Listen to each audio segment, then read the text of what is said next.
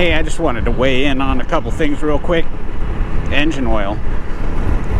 Now, for years I was a Rotella T6 or T4 guy, and you know, it's about 20 bucks a gallon. And last time I was at the Honda dealer, I looked online. Honda's motorcycle engine oil, if you buy it by the gallon, is just a little over 20 bucks. So, you know, I don't know why you wouldn't just get the Honda oil. I don't know. Save $3 by Rotella. Unless you wanted full synthetic, then the Rotella full synthetic's way cheaper. The dyno oil is about the same price.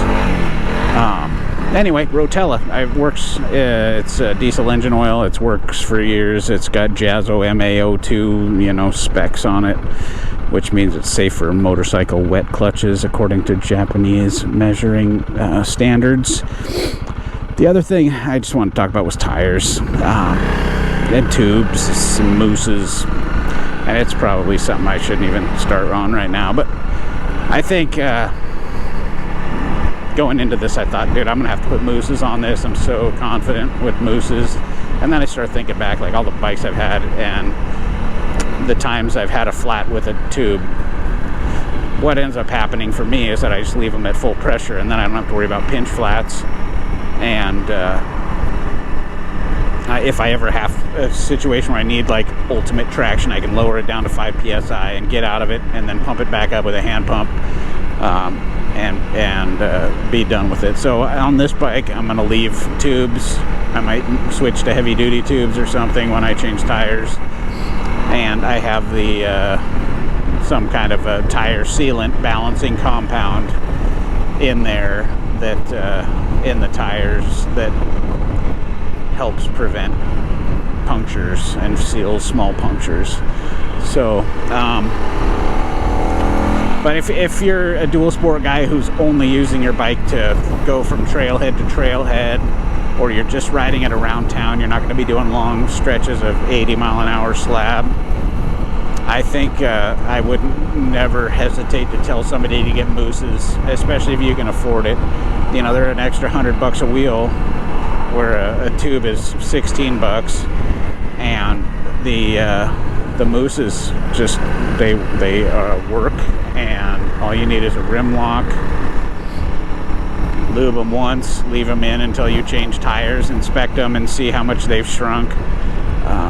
If they've shrunk too much, keep it on the shelf for when your next Mousse shrinks, and you can just cut a chunk out and stuff another chunk in there, and regain the same diameter you had to begin with. Or you can switch to like the next size carcass tire down, and even maybe in the same you know, in the same size, you know, an 80-100 front or whatever. There might be one tire that takes the 235 Mousse and another tire that takes the 225, and once you've worn your 235 Mousse down, it might fit perfect in a 225 Mousse you know, fitment or whatever. So I can't say enough about Mousses, but on this bike I plan to go further and faster, and you know, I don't want to end up with a super lumpy tire halfway across eastern Washington. I know at that point I could always just throw some tubes in and leave the Mousses in a dumpster somewhere, but for my other bike that I ride mostly around town and on you know, homeless encampment trails and through broken glass and nails and construction debris, Mousses are the only way to go. And you know, one of the times I've had a flat off-road, I picked up a nail. I probably drove through somewhere where somebody burned some pallets, and I got one of their nails in my tire. Lucky me. And it ended the day of riding, but you know, what are you gonna do?